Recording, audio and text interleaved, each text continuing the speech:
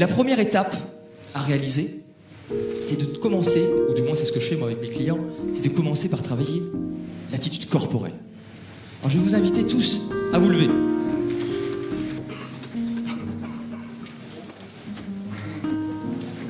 Est-ce que tout le monde m'entend? Oui. Ok. Vous allez mettre vos mains comme ça, face à vous. Et vous allez frotter comme si vous faisiez du feu. Et ça doit chauffer à l'intérieur de vos mains. Frottez. On frotte, et on se douche. Allez, pour ceux qui ne sont pas là ce matin, c'est parfait. Hop, on bouge. Énergisez votre corps, allez-y. Le corps. Les jambes. On tape.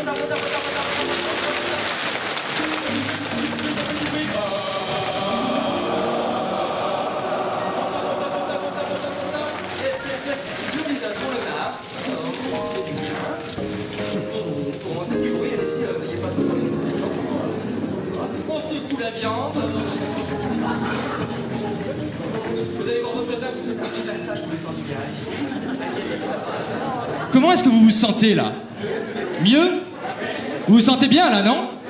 Est-ce que vous vous sentez d'attaque pour prendre la parole en public? Ah ben, votre tour. Non, je rigole. Alors on va faire un deuxième exercice. Vous allez imaginer que vous mettez des grosses bottes en caoutchouc sur vos pieds et on va faire une marche des éléphants. Et l'objectif, c'est de s'ancrer dans le sol, de sentir le sol sous vos pieds. Ok, on s'ancre. Et on commence à désamplifier légèrement le mouvement. Hop. Voilà, il y a juste la pointe des pieds qui va bouger. Massez le sol. Et petit à petit, vous allez vous focaliser sur vous. Désenclenchez légèrement les genoux. Ramenez le bassin vers l'avant. Et là, normalement, vous devriez être totalement ancré, solide sur vos pieds, prêt et paré à parler. Vous sentez la différence entre le avant et le après? Ouais. Mais ça, c'est ces petits exercices que vous pouvez faire juste avant de parler en public. Ou alors pendant vos entraînements, votre préparation de conférencier. Et je vous assure que ça fait la différence de s'énergiser avant de parler en public. Moi, je l'ai vu juste avant, je le fais juste avant de monter sur scène. Gilles Durochou l'a fait juste à côté de moi, juste avant de monter sur scène. On le fait quasiment tous, parce que si vous êtes échauffé, vous êtes prêt à parler. Parce que vous transformez votre stress, votre trac, non pas en paralysie, mais en excitation. En excitation avec l'envie de parler. Vous pouvez vous rasseoir. Merci à vous.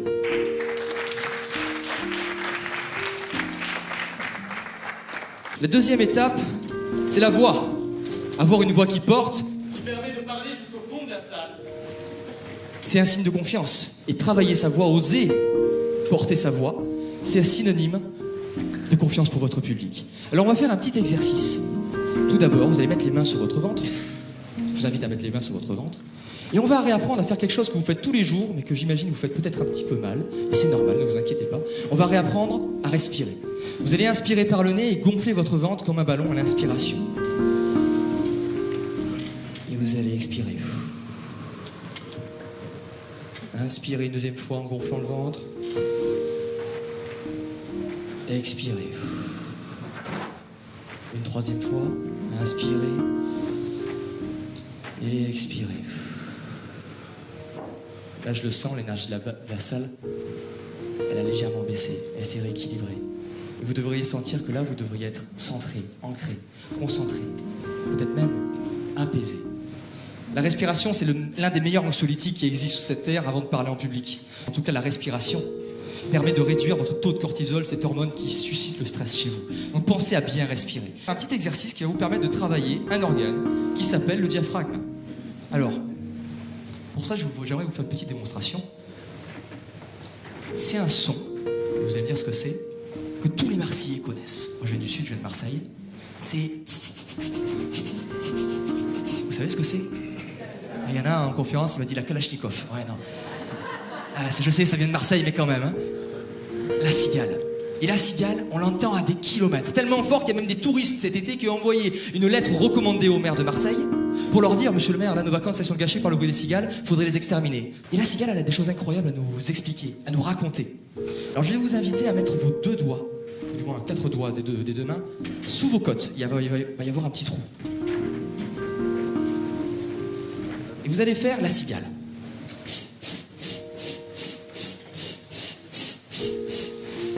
Ok, vous devriez sentir que ça bouge dans le ventre. Ok, allez-y, arrêtez-vous. Ce que vous sentez bouger dans votre ventre, c'est votre diaphragme, cet organe ventilo-respiratoire qui, lorsqu'il se contracte, qui a une forme de coupole, lorsqu'il se contracte, il permet aux viscères de descendre et de remplir vos poumons. Et lorsqu'il revient à sa place, comme ça, en forme de cloche, il permet à l'air d'être expulsé. Et si vous musclez votre diaphragme, vous apprenez à l'utiliser, vous allez pouvoir parler avec une voix qui porte jusqu'au fond de la salle, sans forcément crier. Alors on va continuer l'exercice. Continuez à faire les cigales. Vous comprenez le mouvement du diaphragme? Ok. Maintenant, la cigale elle va parler un petit peu. Je vais vous inviter à faire un hey. Utilisez bien votre diaphragme. Hey. Ok. Maintenant, c'est moi que vous visiez. Maintenant, je veux que vous visiez le mur et que vous ayez l'envie de le transpercer. Allez-y. Super. Vous avez senti la différence? Ok. C'est comme ça qu'on peut porter sa voix et que l'on peut prendre sa place sur le plan vocal lorsque l'on monte sur scène. Parce que ça sera vous désormais, le chef d'orchestre de votre présentation, de votre conférence. C'est vous qui allez donner le rythme.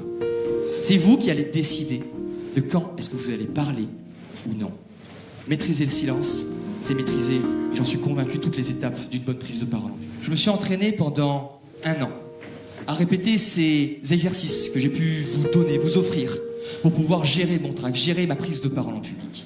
Et je décide, en mai 2018, de me réinscrire à ce même concours de discours. Cette fois-ci, je fais mon premier discours au niveau du club. Je me qualifie. Je monte au niveau du secteur, la ceinture sud-est. Je refais mon discours, je me requalifie à nouveau, et j'arrive à atteindre la dernière étape de ce grand concours de prise de parole en public en France. Face à moi, un public d'orateurs incroyables, d'anciens champions d'Europe, des personnes représentant toute l'Europe. Une centaine de personnes prêtes et alertes au moindre mot que je vais pouvoir prononcer. Mais cette fois-ci, mesdames et messieurs, plus de trac. Ou du moins si, j'avais du trac, mais cette fois-ci, je l'ai transformé en excitation.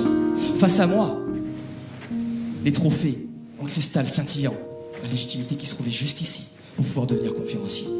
J'avais qu'une envie, c'était parler. Mon nom est annoncé, je rentre sur scène, je réalise mes 7 minutes de discours et j'attends patiemment, avec un petit peu de pression, je vous l'avoue, les résultats. Mon nom est annoncé à la 2e place de ce grand concours de prise de parole en public. Si je vous explique cette histoire... Merci.